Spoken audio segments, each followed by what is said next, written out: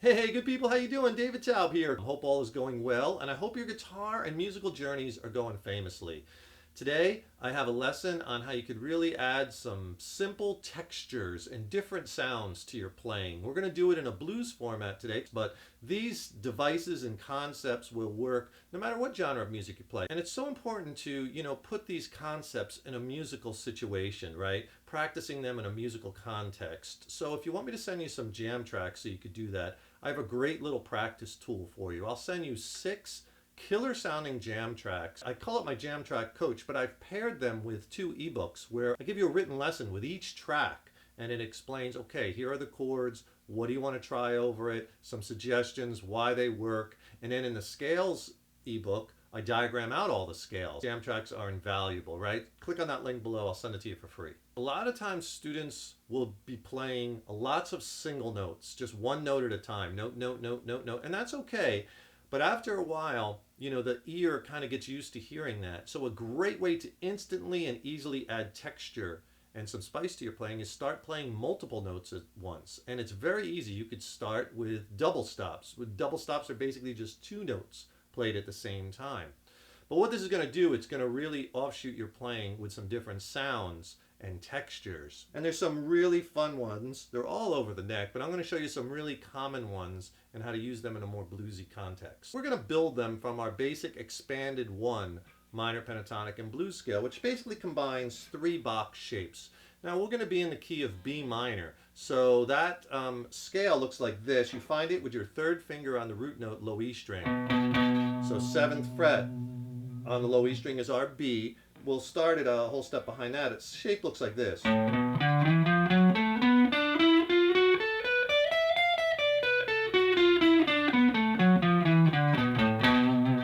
Okay, make sure you know where your root notes are, those B notes here, here, and here, 3 of them. And you also want to note where those blue notes are, right? It's because we're going to use that for color. Here, here, and here. That F note. So if you're kind of stuck in this box just playing like all these little single note licks and whatnot, start with this double stop.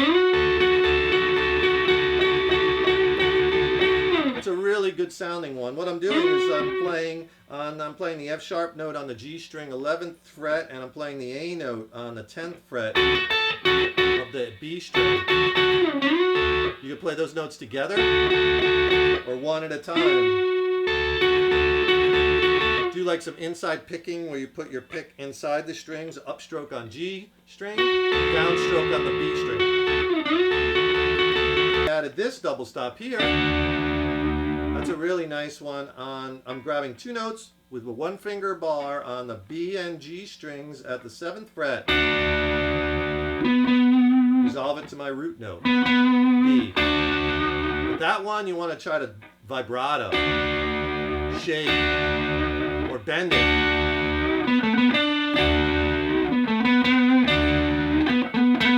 Sounds mean. If you could take a second, please subscribe to the channel. That really helps us to keep bringing the content, right? Leave a comment in the comment section below. Please tell us what lessons you'd like to see coming up. And if you like the video, please click the like button, give it a thumbs up.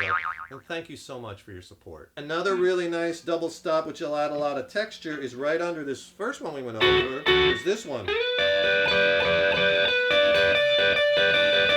And then you can do that inside picking thing, one at a time or both together.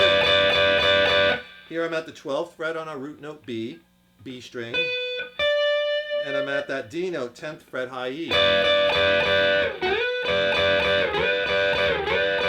Slide into that, slide into the other one.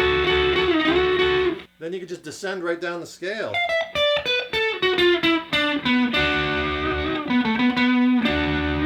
Going to that double stop again. Real quick, while you're there, you can kind of use this one. It has an outside note in it, but this one is kind of cool if you go to it quick. That's at the 9th fret on the B and the G strings.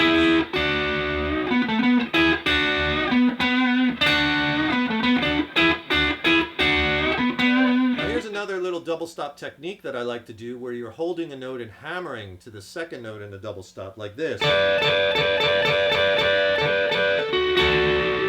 And that is a cool little device you could do. Here I'm barring a double stop, 2 notes played at once, right, at the 10th fret, high E and B string. But what I'm doing is I'm hooking my finger over and I'm hammering. I'm striking both, but then I'm hammering from 10 to 12 on the B string. And you get the second note underneath the sound. Now you have to be careful. If your finger is too flat, you're going to get something like that. You won't hear both notes because your third finger will hit that high E string. You want to hook it, kind of have your fingers kind of hooked. So that note, the D will ring. Now you could do that same device with other double stops like here.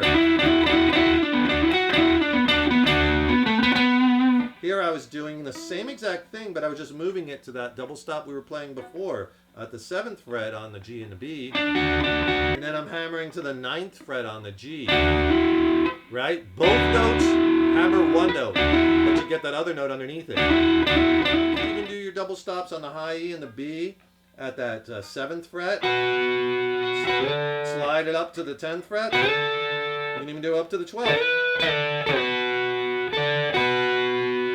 Right? And a good one there. You can get some nice licks like that where I'm hitting that double stop and then I'm hammering on the high E string from that 7 to 10, pulling off the 7, but I'm playing the B string too when I first strike it, like this. Strike both notes, hammer, pull, and you hear that B string ring. I'll show you one more which incorporates some string bending. You know, you probably bend this note a lot and you're playing this G string, right, at that 9th fret up to the 10th, right? That's our blue note bend. Very common, or you're sliding it. Put 3 fingers down like you're going to bend that, but also grab with your pinky that A note. 10th fret on the B string, right? So you get that if you play both together. I'm just playing the G string at the 9th, B string at the 10th. But I have these 2 fingers down on the G because what you're going to do is you're going to bend the G string.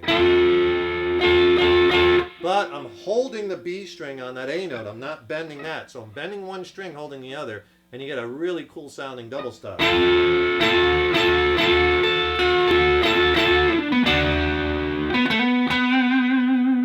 The opportunities with these double stops are pretty unlimited, right? So, you know, when you're playing your scales and you're building your licks, look for those 2 notes together and just try them and see what kind of sounds you can create, right? Try them off the bends and off of the hammer-ons like I was showing you there. Experiment. Put on a jam track so you have some, you know, context, right? Practicing in a musical application. Click on that link below. I'll send you 6 killer jam tracks so you can practice and apply these in different keys and kind of different tempos. And also, please remember to subscribe to the channel. That really helps us to keep bringing the content. We thank you so much for your support over the years. Give yourself plenty of fun time on that guitar. And remember, your guitar playing is an evolution. I'll see you in the next lesson.